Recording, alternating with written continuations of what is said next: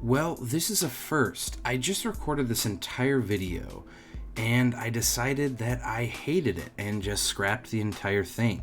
The script was too long and the video basically just turned into a 35-minute fucking mess that seemed good when I wrote it on paper, but upon playback and actually listening to it, it was just awful. So I've decided to just ditch the script and wing it. So prepare yourself for some unfiltered, cynical bullshit. Now, I've been planning this video for months. It quite literally predates my entire channel. I have been working on this video since late 2018, for over a year now. Wow, my god, how time flies. Yeah, over a year now I've been planning this video and working on it. Now you might ask, why on earth would you need that much time? Well, I've had to read thousands and thousands of chapters of pure garbage just to make this one video. That is hours and hours of suffering I went through for no reason. Nobody made me do this. Nobody asked me to do this. I just decided to do it. And I'm regretting it already. And I do know that they released some anime trailers a couple of days back. I believe Tower of God got one, and maybe God of High School. It's unfortunate this video is coming so soon after that, or it's just so close to that. But, you know, what can I do? This is when I decided to finally record the video, and I'm certainly not going to stop for Crunchyroll, of all people. So if you don't know what WEBTOON is, or WEBTOONS, basically it is a Chinese-owned webcomic publishing platform. Now, for a lot of you, I'm sure me just saying that is enough, but yeah, Chinese company bad, and this is no exception. This is basically just a data mining, horrible platform that, from what I've heard, doesn't treat their creators super well, but honestly, the creators deserve it anyways. We'll get more into that later though. But for right now, all you need to know is that WEBTOONS company bad. So what about the actual content of WEBTOONS? What are you going to find on here? Well, I'll be honest with you, most of what you're going to encounter on here is weird, gay, erotic fan fiction. Now, I'm not going to even touch that. That's, you know, I'll just tell you that and leave it at that. Other than that, you have some fantasy, some quote-unquote drama, and romance. Honestly, romance probably makes up like 80 to 90% of what's actually on WEBTOONS. Which is another thing I want to talk about. I actually didn't even put this in the original script for the video, but holy shit, they are so bad at categorizing their series. I mean, just looking right now, Let's Play is classified as romance. There's, you know what? No, I'm not getting into this. I'm just going to leave it at don't trust what you read here. So this says thriller, probably not thrilling. This is fantasy, it's probably not fantastic, that's for sure. Boom! Roasted! So the main problems with the actual content of WEBTOONS are as follows. The writers have zero grasp, for the most part. I have admittedly not read every single chapter of every single series, but I think I've read enough to have a pretty diverse group of knowledge to draw from. But what you'll find is that the writers of these series have zero grasp on the skills required to make an episodic story. Also, these series are horrible when it comes to escalation. So many of these escalate to the point where the original story is completely lost, and also plagiarism. This shit is, I mean, very stolen. Luckily for us, all of these horrible things are rolled into one package very nicely that we can look at called Unordinary. Now, you might be familiar with Unordinary, and I think I know why. Or, I mean, maybe you read it, but if you're like me, you were first introduced to WEBTOONS through a very aggressive ad campaign that they did a couple years back. And basically, Unordinary was what they were championing hard. They were running ads for this shit constantly, and I don't think it's an exaggeration to say that for a long time, Unordinary was the flagship of WEBTOONS. It's really fallen from grace. People have turned on it. They don't really like it anymore. But I think for a long time, it was the de facto flagship. So, let's start with plagiarism first. This anime is just, I mean, the most blatant My Hero Academia ripoff. Imagine, if you will, My Hero Academia written by an emotionally stunted gremlin with no friends, and you have Unordinary. It's weird because I'm assuming in order to publish and monetize anything on this platform, you have to be of a certain age, but reading Unordinary, I would guess the person who wrote this was like 9 years old, maybe 10. I'm not super sure, and I don't really care. In my eyes, they're a 9-year-old. It also has terrible writing, both the overall story and episode to episode.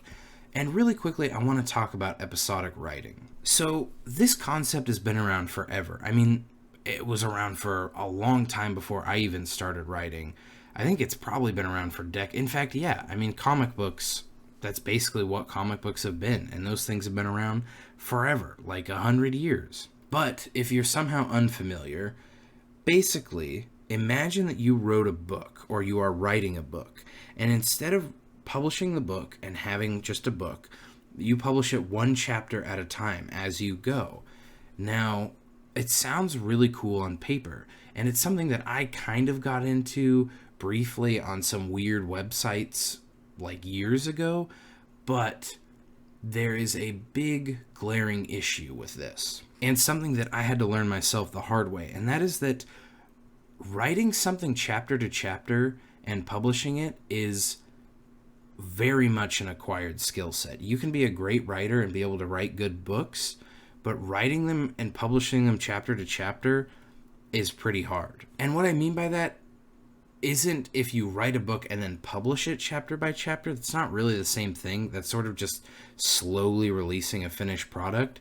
What I mean is basically publishing as you write. And why is it so hard, you may ask? Well, basically, you need to do two things really well, and both of them are difficult. But you need to have an overarching story that's compelling. So you need to have your actual story planned out. You need to know where you're going to go. You need to know what is going to happen, what setups you need to do. Because let's say you're writing. You want a betrayal to happen later on. You can't just spring a betrayal on people. You have to foreshadow it. And so you need to plan really far in advance. You basically need to storyboard out your entire story before you even begin. But oh, wait a minute, that's not enough. Because you're publishing it episode by episode, you also need to make sure that each episode on its own is compelling and fun to read. Sadly, Unordinary and many, in fact, pretty much all other series fall completely flat on both of these. What you'll often have is just completely dead chapters where not a single thing happens. And on top of that, if you actually look at the overall story, oftentimes you'll find it's either an incoherent mess or nothing at all has happened. Unordinary is absolutely the latter. If you break down this story from beginning to now, basically nothing has happened and nothing has changed. We start out with a kid with no powers, and he gets beat up and bullied forever. And that just keeps going and going and going and going and going and going. And then finally, we find out, oh shit, he got powers. And then nothing happens. I really wish I could open up some of these chapters and go over them with you guys and like read through the whole thing. But seeing how aggressive their terms of service is, and the fact that you can't even like screenshot the app, I don't want to risk being killed by a Chinese hit squad. So sadly, you're going to have to take my word for it, but I would highly encourage you guys to do your own research. But if we go over to page 2 here, you can see episode 155 is the last episode of season 1. Now, I think it's hilarious that this is broken up into seasons. That really just shows, again, how bad these people are at writing, but we don't even need to get into that. If we summarize everything that happens up until episode 155, it is as follows. The main character, John, is in a school filled with superpowered kids, and he has no powers to begin with. He gets bullied, he's a fucking idiot, he's like the dumbest character ever, and then we find out, oh my god, he had the strongest power the whole time. Well, Then basically nothing happens for a while, and he decides he's going to beat up everyone in his school. So he does that. Episode 155 is where he beats everyone up. Well, you can see episode 156 to episode 169, that's basically where we still are. Nothing has really happened. He beat them up, and not much has changed. And as much as I want to make a video just really bullying the person who writes this, I think that violates terms of service on YouTube now. So I'll let him off with just this, and I'll move on to my next point. So like I talked about earlier, escalation is a constant problem with webtoons. And that really stems from just not being an experienced writer, but I want to talk more in depth about what I mean by that. So if you watch anime, you're no stranger to escalation. It's basically one of the pillars that anime is built upon. And if we look at something like Dragon Ball Z, it's basically iconic because of its escalation. The original Dragon Ball was a kid punching guys, and that was basically it. And now it's about a bunch of gods fighting and like tearing universes apart. However, as any experienced writer will tell you, it is extraordinarily difficult to escalate and then de-escalate your story and keep it going. So I'm going to give you a hypothetical example and then a real example of this being done well. So for the hypothetical, imagine Hunter x Hunter. And imagine that we switch some of the content around so that Meruem, the Chimera Ant arc, happened, and we overcome that, and then after that, the new villain becomes Hisoka, the scary rape clown. Yes, Hisoka is a terrifying villain and a horrifying character. Honestly, he's one of the scariest anime characters ever, but we as viewers would not be able to be scared of Hisoka screaming bungee gum after we just saw a god ant that could literally nuke the earth. Really good example for non-anime is Game of Thrones. Among a billion other reasons, one of the reasons that Season 8 was so bad is because the Night King was resolved. How are you supposed to care about humans' petty politics when after we deal with the literal personification of death? And if you're thinking, oh, that sounds impossible to do, well, there has been examples of it being done pretty well. The most recent one I can think of is My Hero Academia, which is kind of funny because that's what Unordinary is just a blatant ripoff of. But if we think about it, not much could really compare to All for One. I mean, he's kind of the biggest bad guy that could really exist in that universe because he just has all the powers. If you have a sick power, well, guess what? Now he has a sick power. That being said, we were able to de-escalate to Overhaul and still, because of good writing and good character development, care and be scared of Overhaul. That does not happen in webtoons. In fact, I don't know if they have ever even tried to do such a thing. We can look at a bunch of series, and I mean a bunch of them. A good example is Lookism. Lookism is a series that originally was about a gross, ugly boy who got a new body that was perfect, super attractive, super fit. Whenever he went to sleep in one body, the other one woke up. Not to get too pretentious, but I really enjoyed this anime when it was first starting because it wasn't just, a webcomic. It was actually decent social commentary about how superficial people are. I mean, specifically Korean people, but I think anyone in Western society could also relate. However, if we look at this series now, it has escalated to an insane degree where now these young high school kids are waging gang wars to take over the Korean country. I mean, you have people literally just murdering each other, and it's insane. If you look at episode 271 versus like episode 7, it's just completely different. I mean, it's like written by a completely different person. That's not all. If we go to originals, we can find even more. The God of High School, one of the ones that got an anime, is a really good example. This literally started as high school kids just punching each other in a martial arts tournament. And now it's escalated to an insane degree where everyone's like the reincarnation of a god and is trying to destroy the world. I'm not saying that wasn't the author's original intention. But what I'm saying is, when you escalate that much and you deviate that much from what your series started as, it kind of just makes everything you've done completely negligible. Another good one is Hardcore Leveling Warrior. Hardcore Leveling Warrior, that's the titular character. He's not even in the series anymore.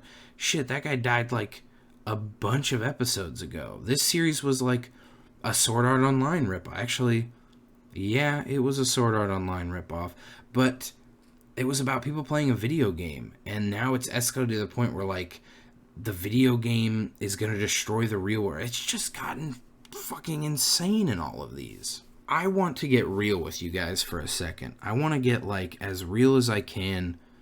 And so if you're someone who maybe is still a fan of Webtoons, or an author of such a thing, or just easily offended, maybe just don't listen to me for a little bit, because I'm gonna get real.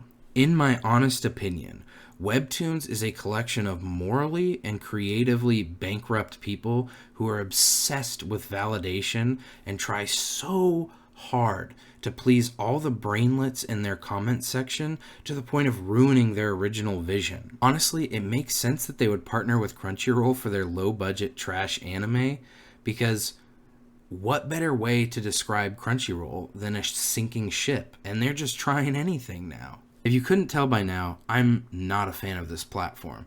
I really wish that it would just be set on fire and die. I wish this company would go bankrupt. I just wish that this would disappear from existence and take all of this quote-unquote content with it. And that's the video. Maybe throwing the script away wasn't a great idea. I did it anyways. It's too late to turn back now. Whatever happens, happens. Also, sorry if there was any like weird cuts in this video. I've got a bit of a case of bronchitis right now, so if I had to stop and cough, it's gonna just be like a weird cut in editing.